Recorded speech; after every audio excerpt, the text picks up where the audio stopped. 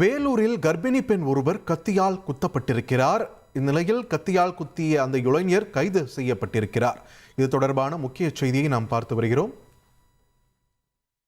தொடர்ந்து கூடுதல் விவரங்களை வழங்க இணைகிறார் எமது செய்தியாளர் பிரபாகரன்.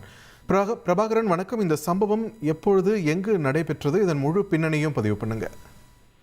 வேலூர் மாநகர் அலங்கார் தியேட்டர் பின்புறம் பகுதியைச் சேர்ந்தவர் சக்திவேல். இவரோட தங்கச்சி நிறைமாத கர்ப்பிணியான கீர்த்திகா. இவங்களோட சக்திவேலுக்கும் அதே பகுதியில் இருக்கக்கூடிய பக்கத்து வீட்டை சேர்ந்த சதீஷ் என்பவருக்கும் ஏற்கனவே முன்விரோதம் இருந்ததாக சொல்லப்படுது.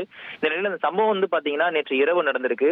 சக்திவேலுக்கும் சதீஷ்க்கும் ஏற்கனவே பிரச்சனை இருந்ததா சொல்லப்படக்கூடிய சூழல் நேற்று வீடு புகுந்து சதீஷ் சக்திவேலை கத்தியால தாக்கியிருக்காரு. அப்ப சக்திவேல் மயக்கமடைந்து விழுந்த நிலையில அவங்க தங்கச்சி கீர்த்திகா பாத்தீங்கன்னா சதீஷை தடுக்க போயிருக்காங்க. அப்ப எதிர்பாராத இடமா சதீஷ் அந்த கர்ப்பிணி பெண் கீர்த்திகாவே கத்தியால குத்திட்டு தப்பி ஓடி இருக்காரு. அந்த கர்ப்பிணி பெண்ணை அக்கம் பக்கத்தினர் மீட்டு வேலூர் அரசு மருத்துவமனை மருத்துவக் கல்லூரியில் அனுமதிச்சிருக்காங்க. அவங்களுக்கு அறுவை சிகிச்சை செய்யப்பட்ட நிலையில அந்த பெண் கர்ப்பிணியா இருக்கக்கூடிய சூழல்ல வேலூர் இருக்கக்கூடிய பல்துறை மருத்துவமனையில் அனுமதிக்கப்பட்டு தற்போது சிகிச்சையில் இருந்து வந்துட்டு இருக்காங்க. மேலும் அந்த கத்தி குத்துப்பட்ட சக்திவேலும் மருத்துவமனையில தீவிர சிகிச்சையில் இருந்து வர்றாங்க. இந்த நிலையில தப்பி ஓடிய சதீஷ் பாத்தீங்கன்னா வேலூர் தெற்கு காவல் நிலைய போலீசாரால் கைது செய்யப்பட்டிருக்காரு. நேற்று இரவு தப்பி ஓடினவர் சற்று முன் தான் போலீசாரால் கைது செய்யப்பட்டிருக்காரு. இந்த சம்பவம் தொடர்பாக போலீசார் சொல்லும் போது சதீஷோட தங்கச்சியை ஏற்கனவே சக்திவேல் தவறா பேசினதுனால 2 பேருக்கும் அடிதடி ஏற்பட்டு சதீஷ் ஜெயிலுக்கு போயிட்டு வந்திருக்காரு. அந்த முன்விரோதத்தில் தான் ஜெயிலில் இருந்து வந்த சதீஷ் இப்போ சக்திவேலை தாக்கி இருக்கிறதாவும் போலீசார் நமக்கு தகவல் சொல்லியிருக்காங்க.